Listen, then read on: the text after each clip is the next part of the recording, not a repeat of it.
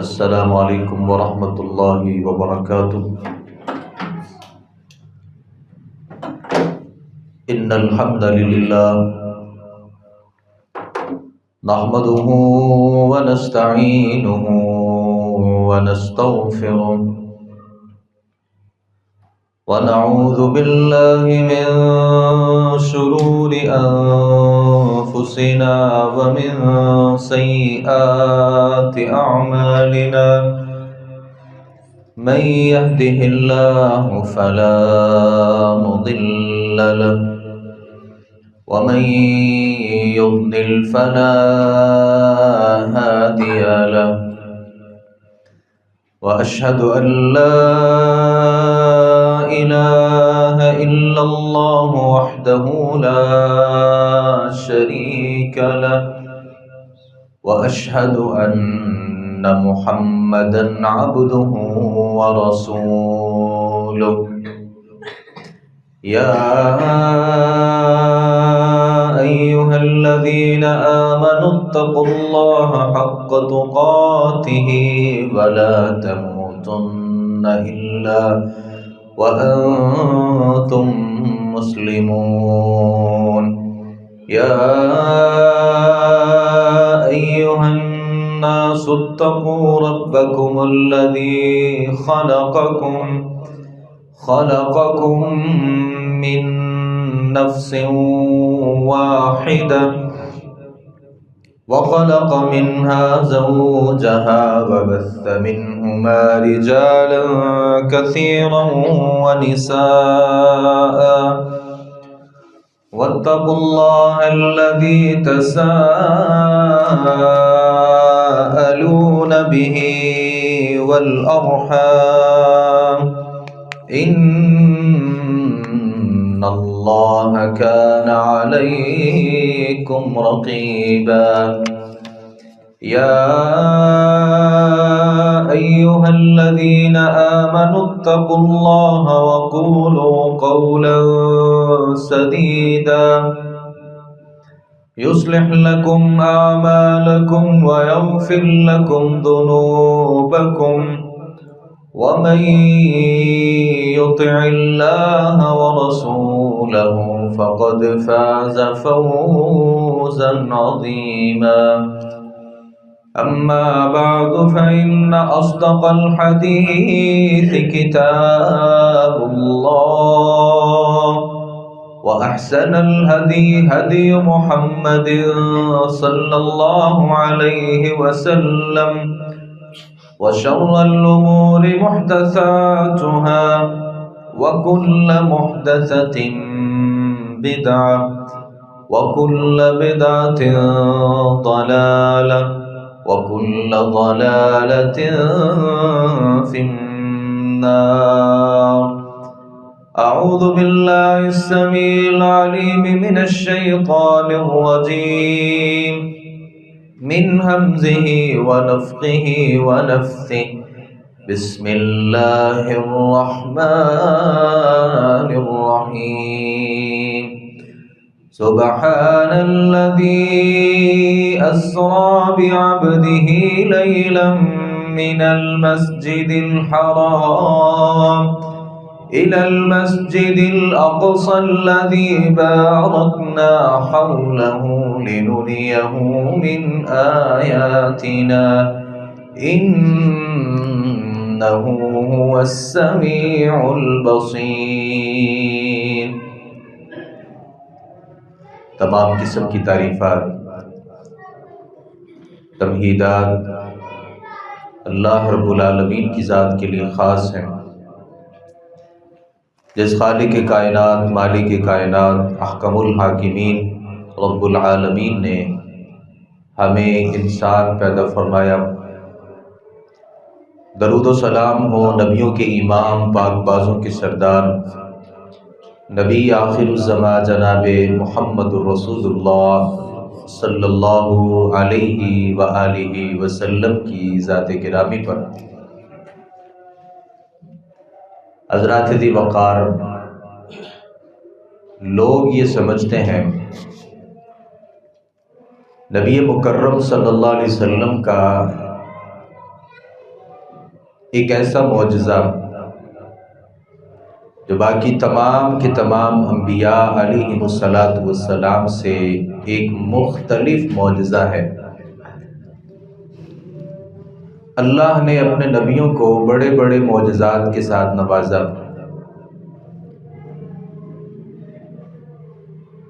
وہ معجزات اپنے اپنے وقت کے اعتبار سے بڑے ہی عمدہ تھے اور بہترین تھے، لیکن جو معجزہ اللہ نے ہمارے نبی صلی اللہ علیہ وسلم کو معراج کی صورت میں ایک معجزہ عطا کیا، یہ معجزہ اللہ نے اس کائنات میں کسی بھی نبی کو نہیں دیا۔ لوگ یہ سمجھتے ہیں کہ جو اسراء و معراج ہے یہ رجب کی 27 تاریخ کو ہوئی، اگرچہ اس بات میں کوئی صداقت نہیں ہے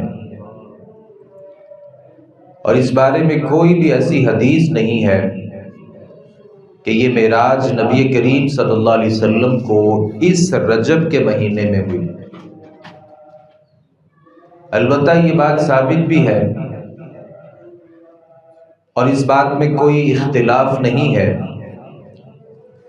کہ اللہ کے نبی صلی اللہ علیہ وسلم کو معراج ہوئی، آپ نے سیر بھی فرمائی اور آپ کو معراج بھی کروائی گئی، اس میں کوئی اختلاف نہیں ہے۔ قرآن مجید کہتا ہے سبحان الذی اسری بعبدہ لیلا من المسجد الحرام الی المسجد الاقصی، بڑی بابرکت ہے وہ ذات جس نے اپنے بندے کو سیر کروائی مسجد حرام سے مسجد اقصی تک، اور پھر اللہ رب العالمین نے مسجد اقصی سے آسمانوں کی سیر کروائی ہمارے نبی کریم صلی اللہ علیہ وسلم کو۔ تو اسراء اور معراج دو چیزیں ہیں اور یہ دونوں ہی نبی کریم صلی اللہ علیہ وسلم کے معجزے ہیں۔ یہ ذہن میں رکھیے گا کہ معجزہ یہ ہوتا ہے کہ جہاں انسان کی جو طاقت ہے اور انسان کا جو اختیار ہے وہ عاجز آ جائے اور وہ کام انسان کی طاقت اور بساط کے اندر نہ ہو، اسے معجزہ کہا جاتا ہے۔ اگر وہ کام ہو جائے، آپ دیکھیں کہ مسجد حرام سے مسجد اقصی تک جو فاصلہ ہے، اس زمانے کی بات نہیں کر رہا میں، اس زمانے کی بات کر رہا ہوں جس وقت یہ جدید جو سہولیات ہیں سفر کی یہ نہیں تھی، 40 راتوں کا سفر تھا۔ اب کوئی آدمی یہ کہے کہ میں نے ایک رات میں مسجد حرام سے مسجد اقصی کا سفر کیا، وہاں انبیاء کی امامت کروائی، وہاں سے پھر مجھے اللہ آسمانوں پر لے گیا، پہلے آسمان سے لے کے 7ویں آسمان تلک، اور پھر سدرۃ المنتہا اور پھر جنت اور جہنم کو دیکھ کر کے اسی رات میں واپس آ گیا، تو یہ انسانی بساط اور انسانی طاقت یہ اختیار نہیں رکھتی۔ اگر اللہ پھر بھی یہ ثابت کروا دے اور اللہ کسی کو یہ عطا کر دے تو اسے معجزہ کہا جاتا ہے۔ احادیث میں آتا ہے کہ نبی صلی اللہ علیہ وسلم نے یہ جب آسمانوں کی سیر کی اور اسی رات میں جب واپسی ہوئی اور اللہ کے نبی صلی اللہ علیہ وسلم نے آ کر کے لوگوں کو بتایا کہ اللہ رب العالمین کی طرف سے مجھے معراج کروائی گئی ہے،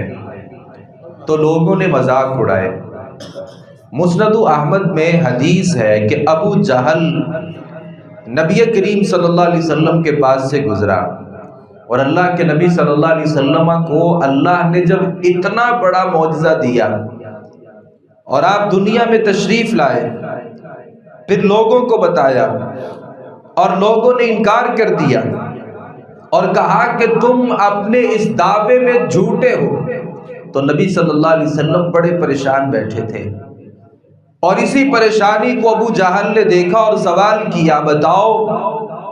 تم نے ایک رات میں مسجد حرام سے مسجد اقصی تک کا سفر کیا، اور پھر وہاں سے تم آسمانوں پہ چلے گئے، اور اسی رات میں تم واپس بھی آ گئے، کیا تمہارا یہ کہنا ہے؟ تو نبی صلی اللہ علیہ وسلم نے ابو جہل سے کہا کہ جی، میرا یہی کہنا ہے کہ میں نے ایک رات میں یہ مسجد اقصی کا اور پھر جنت اور جہنم آسمانوں کی سیر کی ہے۔ تو ابو جہل اللہ کے نبی صلی اللہ علیہ وسلم سے کہنے لگا کہ مجھے یہ بتاؤ، اگر میں لوگوں کو جمع کروں، پھر لوگوں کے سامنے بھی ایسی گفتگو کر سکتے ہو؟ نبی صلی اللہ علیہ وسلم نے کہا کہ تم لوگوں کو جمع کر لو، میں ان کے سامنے بھی اس بات کا اظہار کر سکتا ہوں۔ پھر وہ جاہلیت کا جو ایک طریقہ تھا کہ لوگوں کو آواز دی جاتی تھی کسی خاص مقصد کے لیے، یہ ابو جہل کھڑا ہوا اور اس نے اپنے قبیلے کو اور دوسرے کئی سارے قبیلوں کو آواز دے کر کے جمع کیا، اور ایک جمع غفیر لگ گیا، بڑے سارے لوگ جمع ہو گئے، اور اللہ کے نبی صلی اللہ علیہ وسلم پھر سوال کیا، اللہ کے نبی صلی اللہ علیہ وسلم سے سوال کیا، بتاؤ تمہارا کیا کہنا ہے؟ تو نبی صلی اللہ علیہ وسلم نے پھر وہی بات دہرائی، کہا کہ مجھے اللہ رب العالمین نے اسراء اور معراج کروائی ہے، میں نے مسجد اقصی تک کا سفر کیا ہے، وہاں میں نے انبیاء علیہ السلام کو نماز پڑھائی ہے، اللہ نے مجھے امامت کا ایک منصب عطا کیا ہے۔ تو اب لوگوں میں عجیب و غریب ایک بات پیدا ہو گئی، کچھ لوگ افسوس کرتے ہوئے تالیاں بجانے لگے، کوئی اللہ کے نبی صلی اللہ علیہ وسلم کے اوپر اپنی زبان اور اپنے جملے کسنے لگے، اور کسی نے مارے افسوس کے اپنے ہاتھ اپنے سروں کے اوپر رکھ لیے اور انکار کرنے لگے کہ ایسا نہیں ہو سکتا،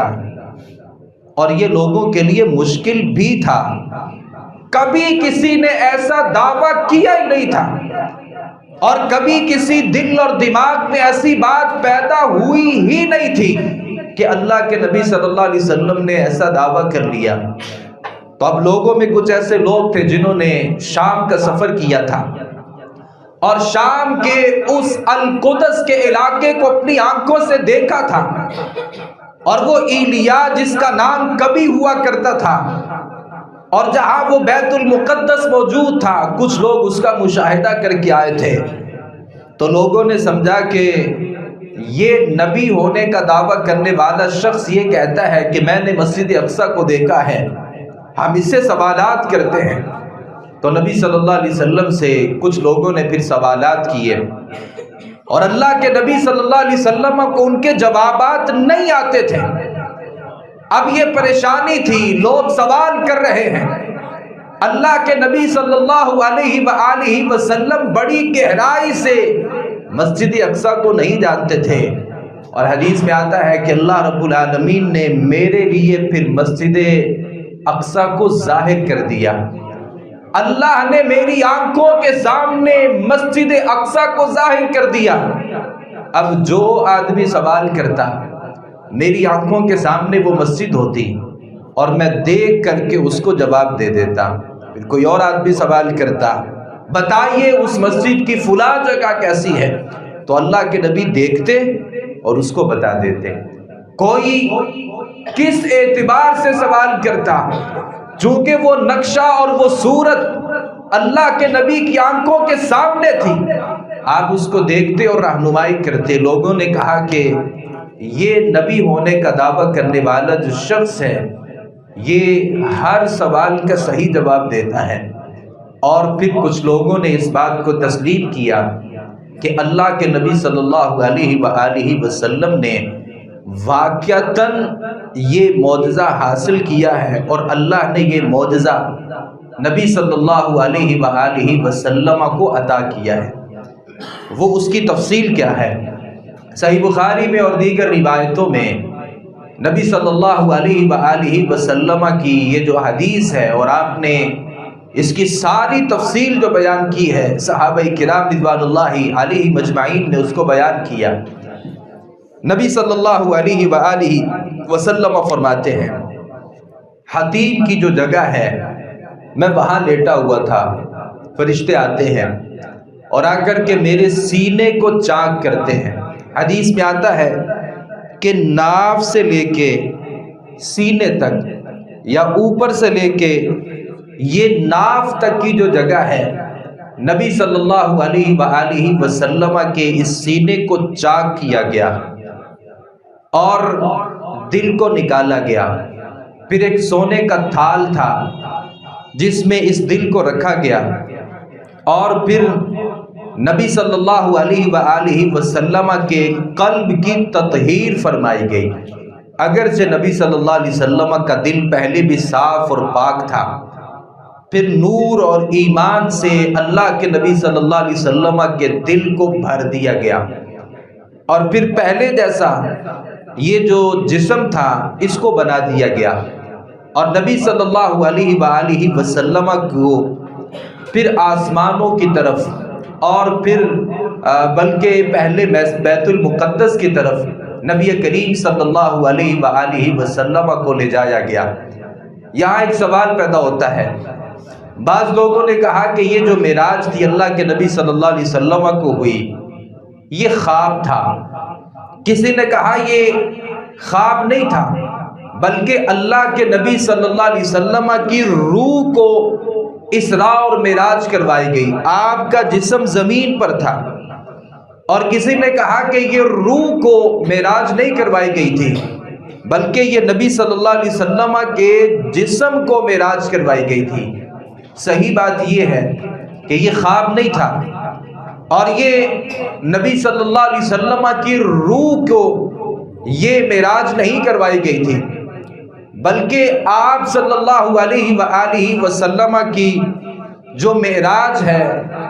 یہ آپ صلی اللہ علیہ وسلم کا جسم بھی اس میں شامل تھا، اور نبی صلی اللہ علیہ وسلم کی روح بھی اس میں شامل تھی۔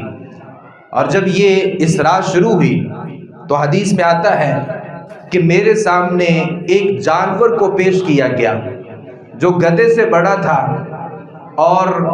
گھوڑے سے چھوٹا تھا، جسے براق کہا جاتا تھا۔ یہ نبی صلی اللہ علیہ وسلم کے سامنے ظاہر کیا گیا، اور آپ صلی اللہ علیہ وسلم جب اس کے اوپر بیٹھنے لگے تو یہ حرکت کرنے لگا۔ جبرائیل علیہ السلام نے حرکت کے بعد وہ براق سے کہا کہ علی محمد تفعل ھذا، کیا یہ حرکت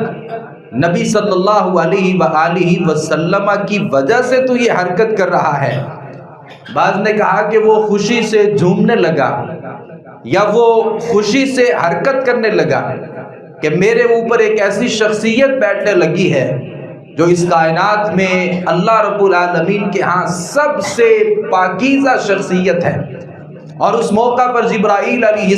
السلام نے اس براق سے کہا تھا کہ فما رکب احد اکرم علی اللہ،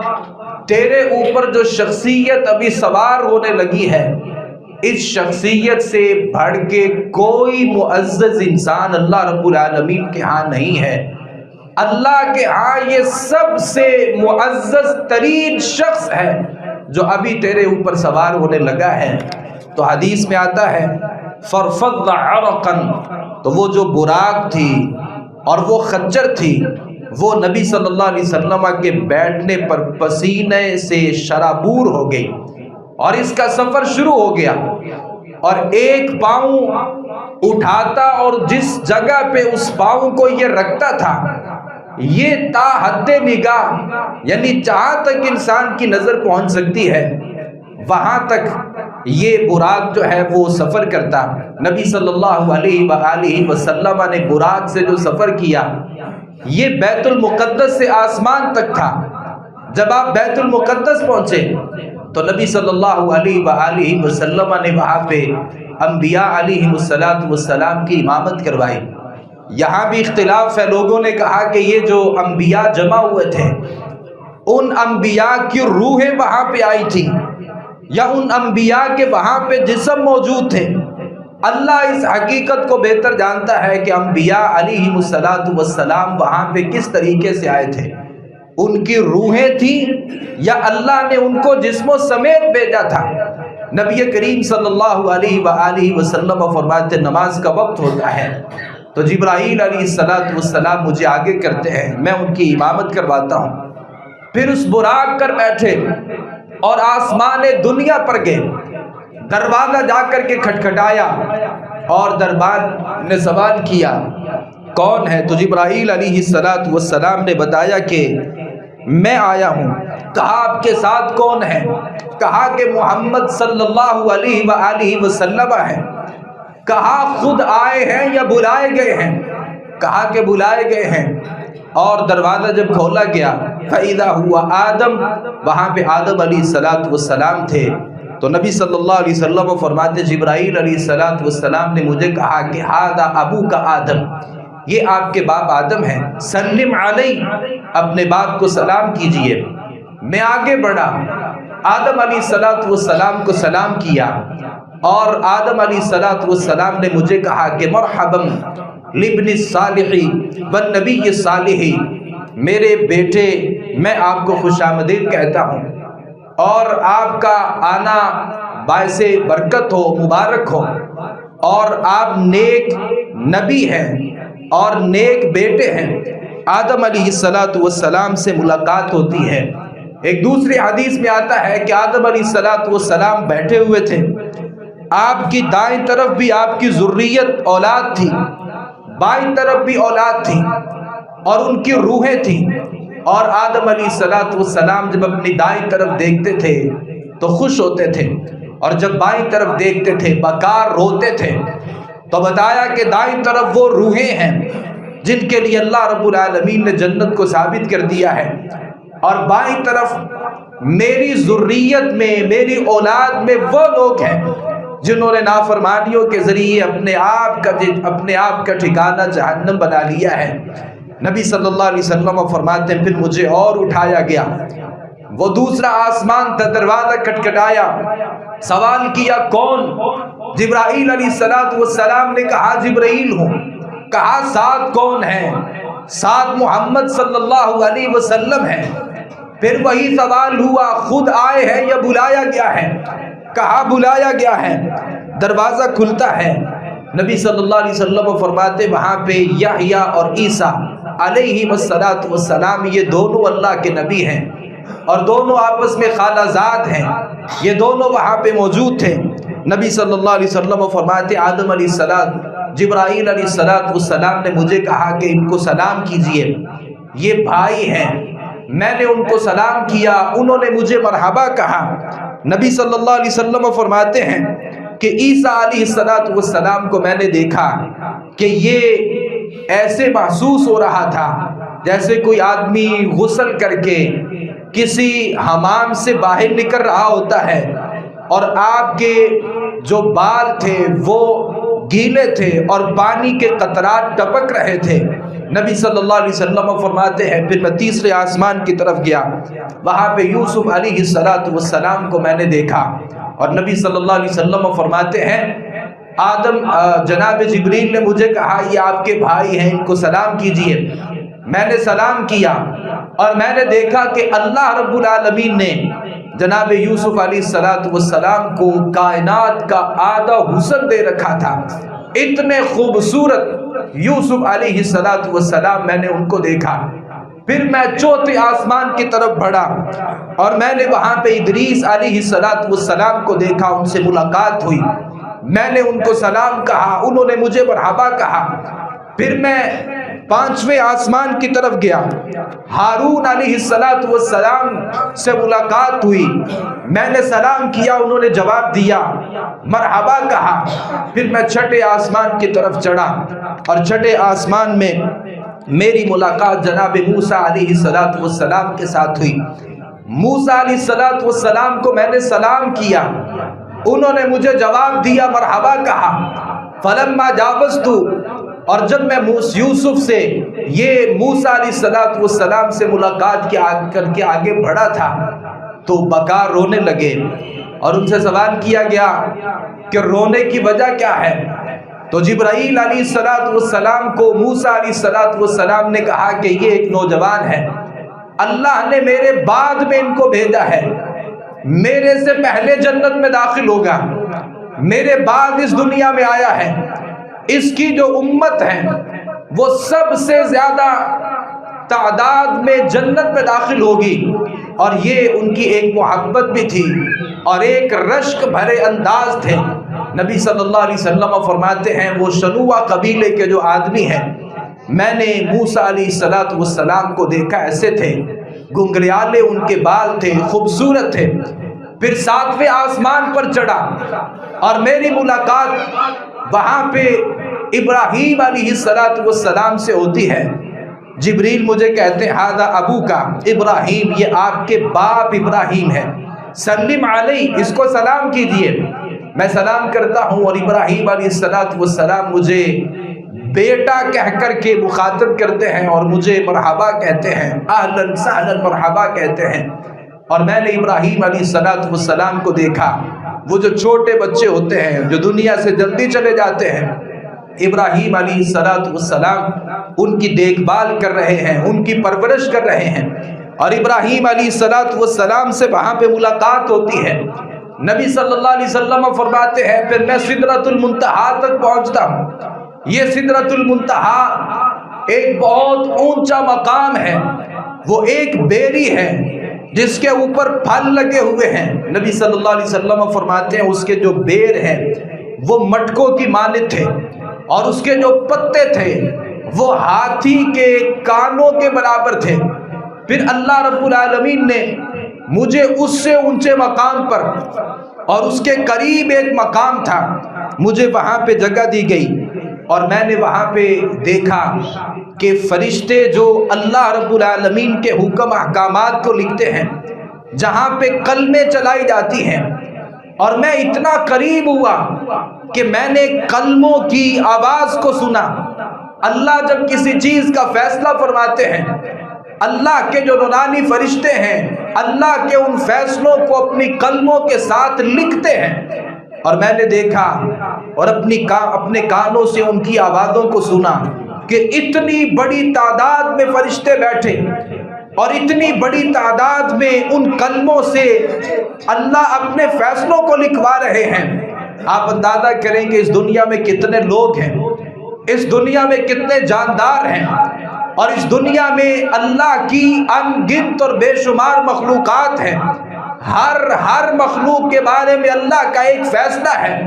اور پھر کئی سارے فیصلے ہیں۔ ان تمام فیصلوں کو لکھنے والے اللہ کے بے شمار وہاں پہ فرشتے ہیں، اور جب ان کے لکھنے کی میں نے آوازوں کو سنا، وہ ایسی آوازیں تھیں جب وہ اکٹھے لکھتے تھے تو ان آوازوں کی ایک کہکشاں بن جاتی تھی، اور میں نے اپنے کانوں سے ان آوازوں کو سنا۔ نبی صلی اللہ علیہ وسلم فرماتے ہیں میں نے بیت المعمور کو دیکھا، وہ بیت المعمور جو کعبۃ اللہ کے اوپر فرشتوں کی ایک عبادت گاہ ہے۔ نبی صلی اللہ علیہ وسلم فرماتے ہیں کہ میں اس بیت المعمور کو دیکھتا ہوں، جبرائیل علیہ السلام نے مجھے بتایا یہاں روزانہ یہاں اللہ رب العالمین کی عبادت کے لیے 70,000 فرشتے داخل ہوتے ہیں، اور وہ اللہ کی بندگی کرتے ہیں۔ جو ایک مرتبہ فرشتہ یہاں پہ عبادت کی غرض سے آ جاتا ہے، دوبارہ کبھی بھی اس کی باری نہیں آتی۔ اللہ کے فرشتے اس قدر ہیں، اور وہ بیت المعمور میں اللہ کی بندگی کرتے ہیں، عبادت کرتے ہیں۔ نبی صلی اللہ علیہ وسلم فرماتے ہیں میں وہ دیکھتا ہوں، اور نبی صلی اللہ علیہ وسلم فرماتے ہیں پھر ثم اتیت باناء من خمر واناء من لبن واناء من عسل، پھر میرے سامنے 3 برتن کر دیے گئے، ایک میں شراب تھی، ایک میں دودھ تھا، اور ایک میں شہد تھا۔ نبی صلی اللہ علیہ وسلم فرماتے ہیں میرے لیے اختیار تھا، میں کسی ایک برتن کو وہاں چوس کرتا اور پھر اس کو نوش کر دیتا۔ نبی صلی اللہ علیہ وسلم فرماتے ہیں میں نے دودھ کے اس برتن کو پکڑا اور مجھے کہا کہ آپ نے فطرت کے راستے کو اختیار کیا ہے، شراب نہیں پی۔ گو کہ اس زمانے میں شراب لوگ پی لیا کرتے تھے، اللہ کے نبی صلی اللہ علیہ وسلم نے کبھی اپنی پہلی زندگی میں بھی شراب نہیں پی تھی، نبوت کے بعد والی زندگی میں بھی شراب نہیں پی، اور اوپر نبی صلی اللہ علیہ وسلم کے لیے جب دودھ اور شراب کے برتن کو رکھا گیا تو نبی صلی اللہ علیہ وآلہ وسلم نے اس دودھ کے برتن کو نوش فرمایا اور کہا گیا کہ آپ فطرت پر ہیں۔ نبی صلی اللہ علیہ وسلم فرماتے ہیں مجھے پھر نماز کا تحفہ دیا گیا۔ وہ بڑی لمبی روایت ہے اور آپ نے سن رکھی ہے۔ اللہ رب العالمین سے ہم کلامی ہوئی۔ جن لوگوں نے کہا کہ اللہ رب العالمین سے ہمارے نبی صلی اللہ علیہ وآلہ وسلم نے ملاقات کی ہے، پھر ملاقات کر کے اللہ کا دیدار کیا ہے، دیدار کے حوالے سے کوئی بات صحیح نہیں ہے۔ نبی کریم صلی اللہ علیہ وآلہ وسلم نے اللہ کا دیدار نہیں کیا۔ قرآن کہتا ہے لا تدرکہ الابصار، نگاہیں اللہ کو نہیں پا سکتی۔ دنیا میں کوئی انسان پیدا ہی نہیں ہوا جو اللہ کو اپنی آنکھوں سے دیکھ سکے۔ اللہ لوگوں کو دیکھ سکتا ہے، کوئی انسان اللہ کو نہیں دیکھ سکتا۔ وَرَبِّ أَرِنِي كَيْفَ تُحْيِي الْمَوْتَى، وہ موسیٰ علیہ السلام نے اللہ رب العالمین سے، وہ ابراہیم علیہ السلام ہے، کہیں موسیٰ علیہ السلام ہے، اللہ سے اور باتوں کے مطالبے کیے۔ اور جن لوگوں نے یہ کہا کہ ہم اللہ کو دیکھنا چاہتے ہیں، أَرِنَا اللَّهَ جَهْرَةً، پھر اللہ رب العالمین نے ان کے اوپر عذاب کو بھیجا تھا۔ کوئی نبی اللہ کا دیدار نہیں کر سکا۔ ہاں قیامت کا دن ہوگا اور جب جنتی جنت میں چلے جائیں گے پھر اللہ کے دیدار اہل ایمان کو نصیب ہوں گے، لیکن اس دنیاوی زندگی میں کوئی اللہ کا دیدار نہیں کر سکا۔ نبی صلی اللہ علیہ وسلم اللہ سے ہم کلام ہوئے، اور اللہ سے ہم کلام ہونا آدم علیہ السلام سے بھی ثابت ہے، اور موسیٰ علیہ السلام بھی اللہ سے ہم کلام ہوئے۔ نبی صلی اللہ علیہ وسلم اللہ سے ہم کلام ہوئے۔ اللہ نے 50 نمازوں کا تحفہ دیا تھا۔ وہ واپس لے کے جب آ رہے تھے، جناب موسیٰ علیہ السلام سے ملاقات ہوئی تھی، اور موسیٰ نے کہا تھا یہ تمہاری امت کے لیے نمازیں زیادہ ہیں، اللہ کے پاس جائیے اور جا کر کے تخفیف کا سوال کیجئے۔ نبی صلی اللہ علیہ وسلم فرماتے ہیں میں اللہ کے پاس دوبارہ آیا، درمیان میں حجاب تھے، پردے تھے، اللہ کو دیکھ نہیں سکتے تھے، اور اللہ رب العالمین سے تخفیف کا سوال کیا۔ اللہ نے 10 نمازوں کو کم کر دیا۔ دوبارہ پھر آئے، موسیٰ نے پوچھا نمازیں کتنی ہوئی؟ کہا 10 نمازوں میں تخفیف کر دی گئی ہے۔ کہا دوبارہ جائیے، میں نے بنی اسرائیل کے ساتھ تجربات کیے ہیں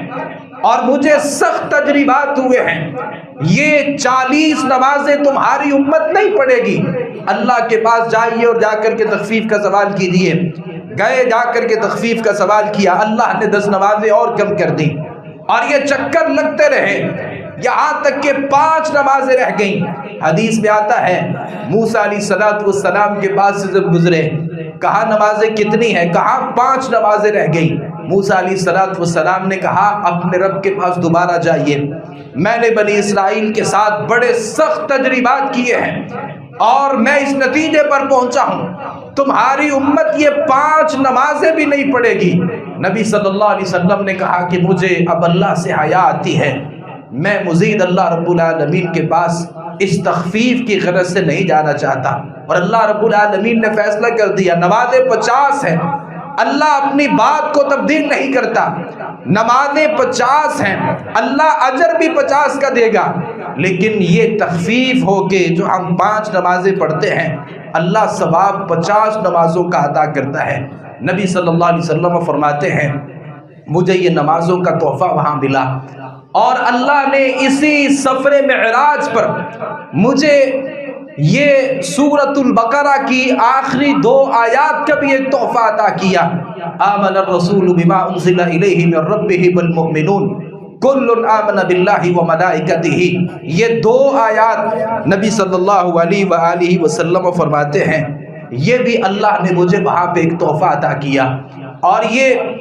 معراج کا ایک تیسرا تحفہ جو اللہ کے نبی صلی اللہ علیہ وسلم کو ملا، اور وہ تحفہ یہ ہے اللہ ہر اس آدمی کو معاف کر دے گا، ہر اس آدمی کے اللہ گناہوں کو معاف کر دے گا جو اللہ رب العالمین کے ساتھ کسی کو شریک ٹھہرانے والا نہیں ہے۔ یہ بھی سفر معراج کا ایک تحفہ ہے، جس نے اللہ کے ساتھ شریک بنایا سجدہ کرنے میں، ہاتھ اٹھا کر دعا مانگنے میں، اور جس نے اللہ کے علاوہ کسی اور کو داتا بھی سمجھا، دستگیر بھی سمجھا، گنج بخش بھی سمجھا، بگڑیاں بنانے والا،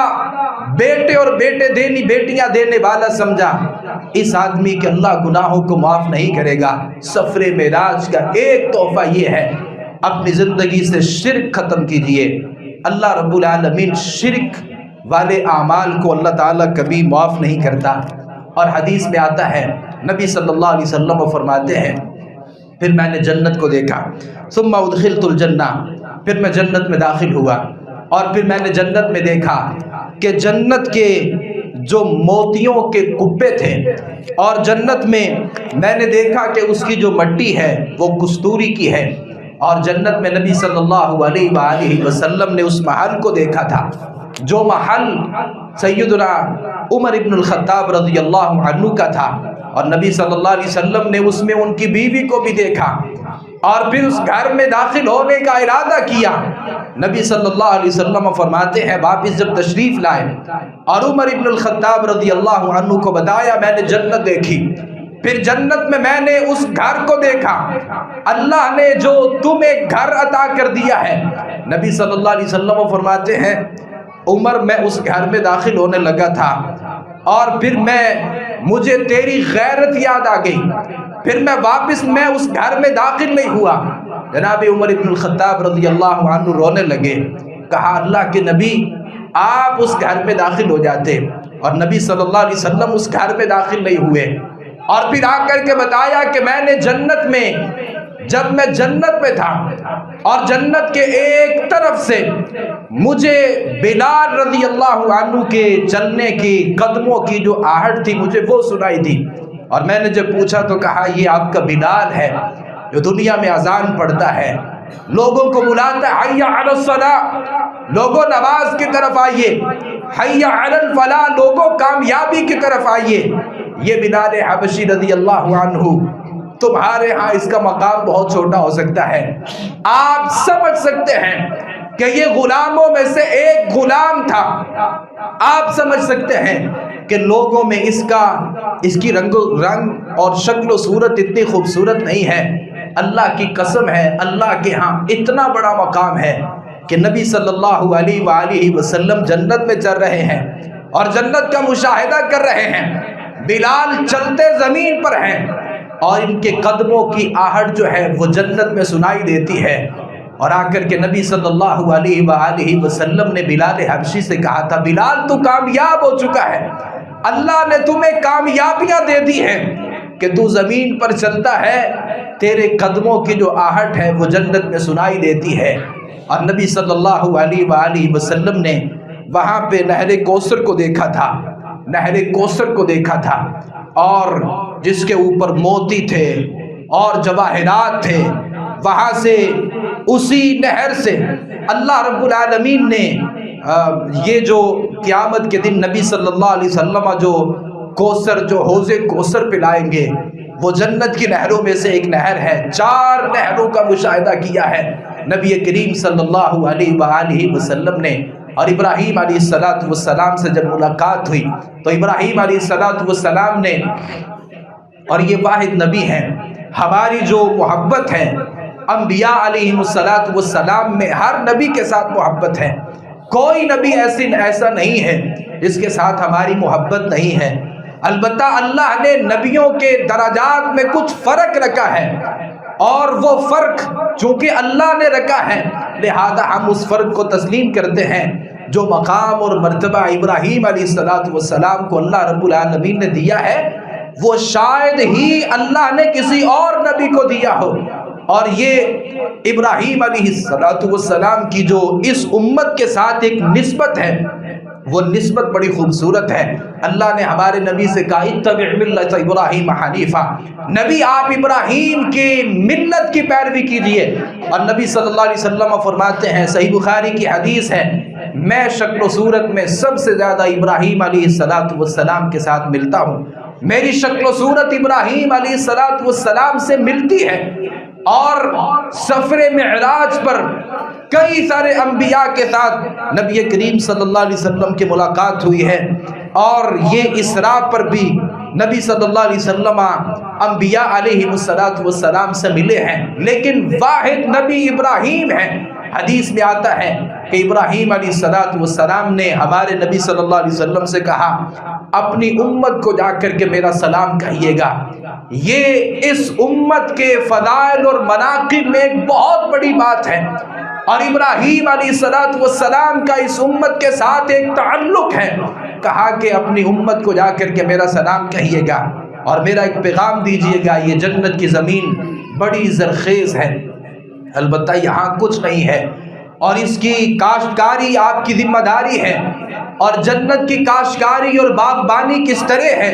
ابراہیم علیہ السلام نے اس کا طریقہ بتایا، کہا اپنی امت کو جا کر کے کہیے جنت کی باغبانی کیجئے، سبحان اللہ کہہ کر، الحمدللہ کہہ کر، لا الہ الا اللہ کہہ کر، اللہ اکبر کہہ کر کے آپ جنت میں اپنے درخت لگا سکتے ہیں۔ ابراہیم علیہ السلام نے یہ اس امت کے نام ایک پیغام بھیجا، اور نبی صلی اللہ علیہ وسلم فرماتے ہیں میں جس بھی فرشتوں کی جماعت سے گزرتا تھا اور جس بھی فرشتوں کی جماعت کے پاس سے گزرتا تھا، اور وہ فرشتوں کی جماعت مجھے نبی صلی اللہ علیہ وسلم فرماتے ہیں مجھے کہتی تھی وہ مر امتک بالحجامہ، اپنی امت کو حجامے کا حکم دیجئے۔ حجامہ یہ جو سینگی لگوانا ہوتا ہے، پرانا ایک طریقہ علاج ہے جو اس وقت بھی موجود ہے اپنی جدید شکلوں کے ساتھ۔ نبی صلی اللہ علیہ وسلم فرماتے ہیں کہ ہر فرشتوں کی جماعت نے مجھے اس بات کا حکم دیا کہ اپنی امت کو جا کر کے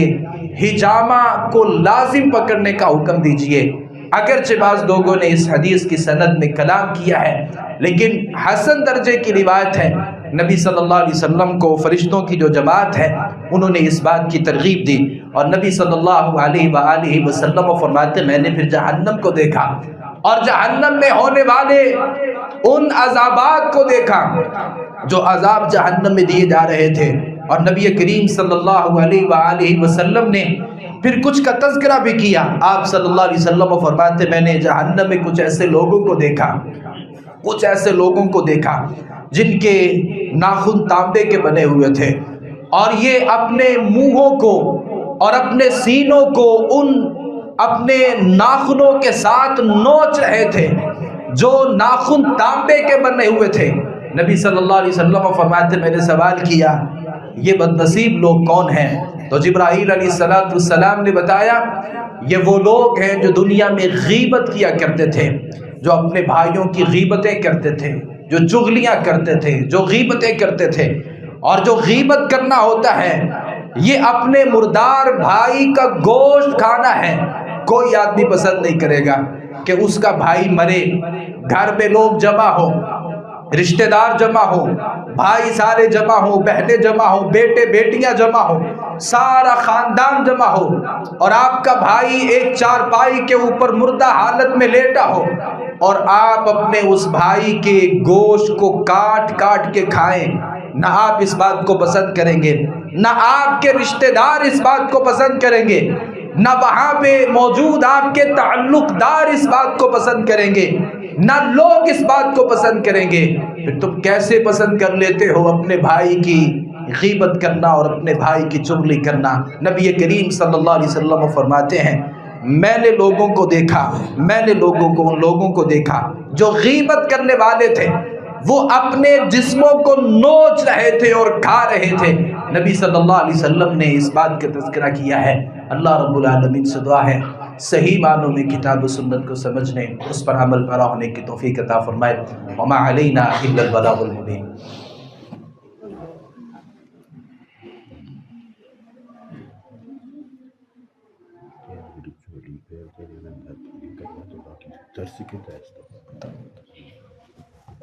ان الحمد لله نحمده ونستعينه ونستغفره ونعوذ بالله من شرور انفسنا ومن سيئات اعمالنا من يهده الله فلا مضل له ومن يضلل فلا هادي له واشهد ان لا اله الا الله وحده لا شريك له واشهد ان محمدا عبده ورسوله يا أيها الذين آمنوا اتقوا الله حق تقاته ولا تموتن إلا وأنتم مسلمون سفر معراج میں نبی کریم صلی اللہ علیہ وسلم نے جب جہنم کو دیکھا تو آپ صلی اللہ علیہ وسلم فرماتے ہیں میں نے جہنم میں کچھ ایسے لوگوں کو دیکھا لوہے کی کینچیوں کے ساتھ ان کے منہوں کو کاٹا جا رہا تھا، اور وہ جو لوہے کی کینچیاں تھیں وہ در حقیقت آگ سے بنی ہوئی تھیں۔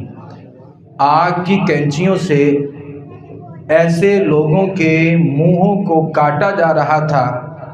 میں نے جبرائیل علیہ السلام سے سوال کیا یہ لوگ کون ہیں؟ تو جبرائیل علیہ السلام نے بتایا کہ یہ آپ کی امت کے وہ خطباء ہیں اور وہ علماء ہیں اور وہ خطیب ہیں اور وہ واعظ ہیں جو لوگوں کو نیکی کا حکم دیتے تھے، خود اس کے اوپر عمل نہیں کرتے تھے، جو لوگوں کو برائی سے روکتے تھے، خود برائیوں کا ارتکاب کرتے تھے۔ یہ وہ خطیب ہیں یا وہ واعظ ہیں،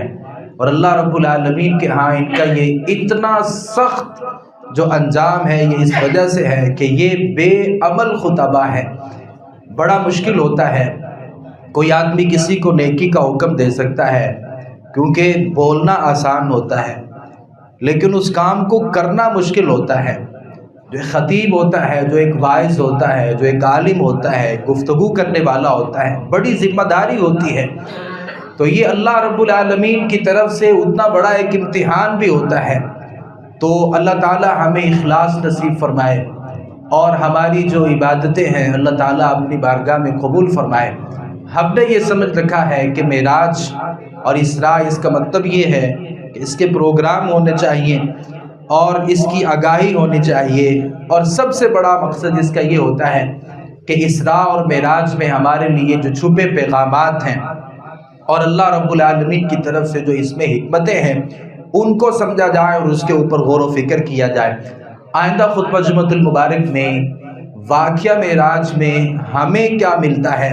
اور ہمارے لیے اس میں چھپے ہوئے اسباق اور دروس کیا ہیں، انشاءاللہ اس حوالے سے گفتگو کریں گے۔ اعلان جیسا میں ہمیشہ کیا کرتا ہوں کہ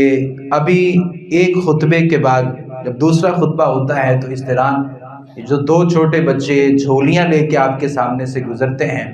تو آپ ان کے ساتھ خصوصی تعاون کیا کریں۔ یہ مسجد کے انتظام اور اس کے جو ذمہ داری ہے یہ فرد واحد پر نہیں بلکہ ہم سب کی ذمہ داری ہے، تو آپ کوشش کیا کریں کہ دل کھول کے اس میں تعاون کیا کریں۔ مسجد کے بہت سے اخراجات ہوتے ہیں اور ہر روز اس کے اخراجات ہوتے ہیں، کوئی نہ کوئی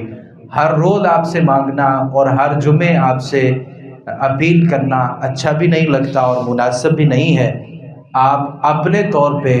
دل کھول کے مسجد کے ساتھ تعاون کیا کریں۔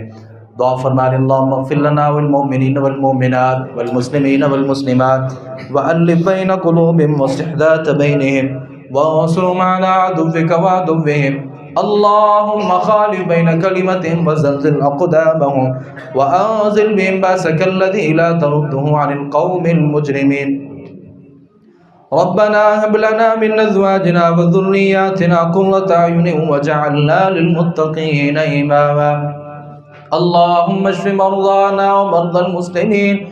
يا شافي الأمراض اشف مرضانا ومرضى المسلمين يا قاضي الحاجات اقض حاجاتنا وحاجات المسلمين سبحان ربك رب العزة عما يصفون وسلام على المرسلين والحمد لله رب العالمين.